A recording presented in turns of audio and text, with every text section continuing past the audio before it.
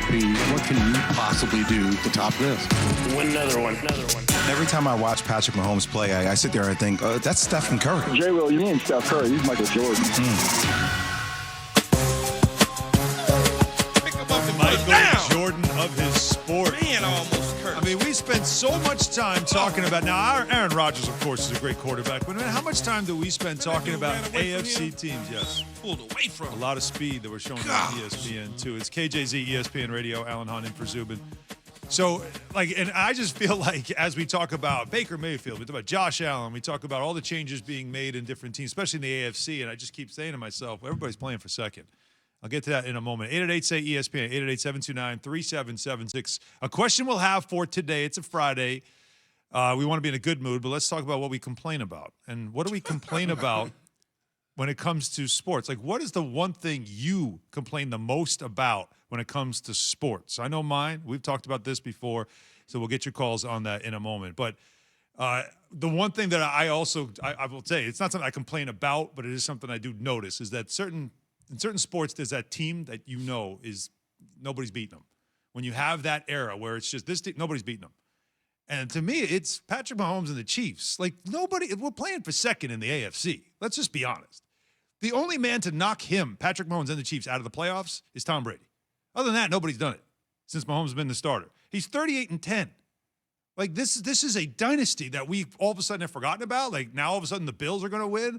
Baker Mayfield can win with the Browns. Can he take them to the Super Bowl? We asked these questions yesterday, and I kept coming back to, in the AFC, everybody's playing for second. Am I crazy, or am I seeing it the wrong way? Keyshawn, you are the football guy. Tell me what I don't know. I know a lot of sports. Don't try to put him in a box. Yeah, what's That's wrong what you with do, you? Alan. Well, you're the football guy. I was just trying to set him up. Look, clearly they're in a somewhat of a class by themselves. Okay. I still believe, depending on where you play them at. See, I'm a deep believer in the New England Patriots. Sorry. I'm not a New England Patriot fan. You're really doubling down on them this year. I just feel that the guy on the sideline with the headset and the cutoff sleeves and the talent that he's assembled and knowing what the hell he's doing, things like getting Matt Patricia back. No matter how we feel about Matt Patricia as a head coach, he was a pretty good defensive coordinator, co-defensive coordinator, whatever you want to call it. He was pretty damn good at doing that. He's now back in the fold. That's important. Getting Cam Newton some weapons and some play. Cam Newton was out there playing with scabs, man. Let's be honest with ourselves. Let's be honest. I know we hate him and we don't like him and his hair and he wears this and his shoes, and I get it, but let's be fair.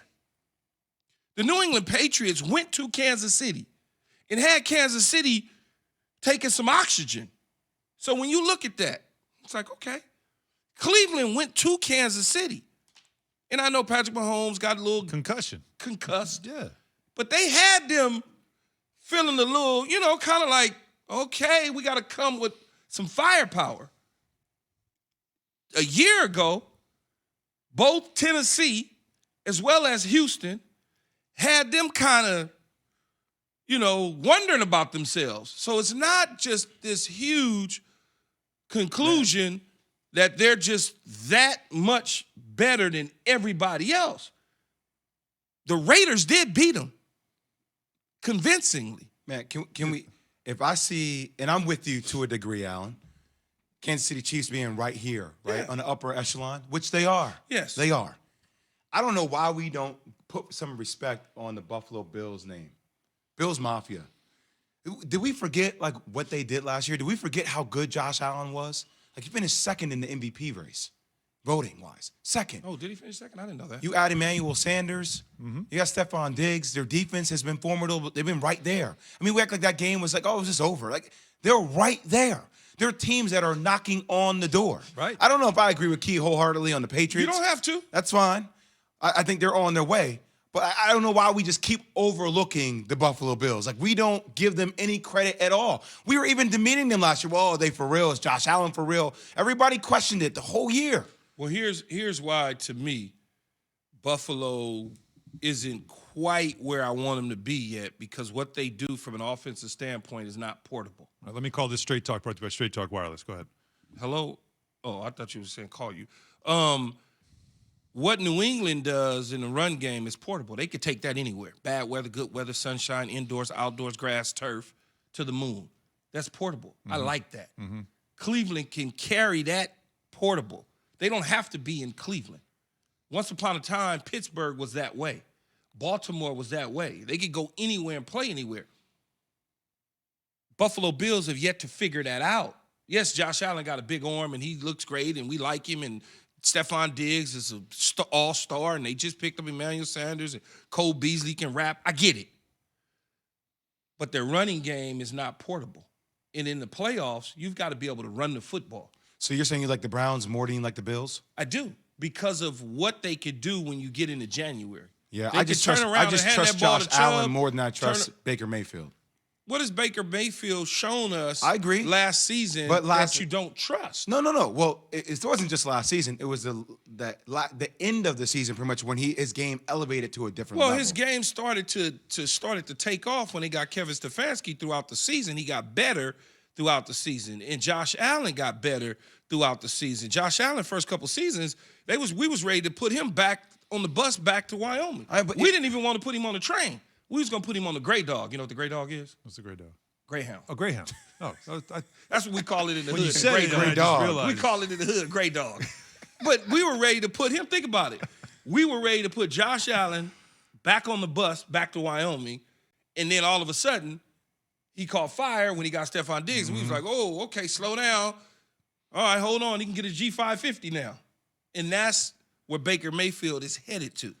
And so sometimes this stuff is a little, Baker Mayfield has you thinking because he's a little polarizing. He got too many commercials.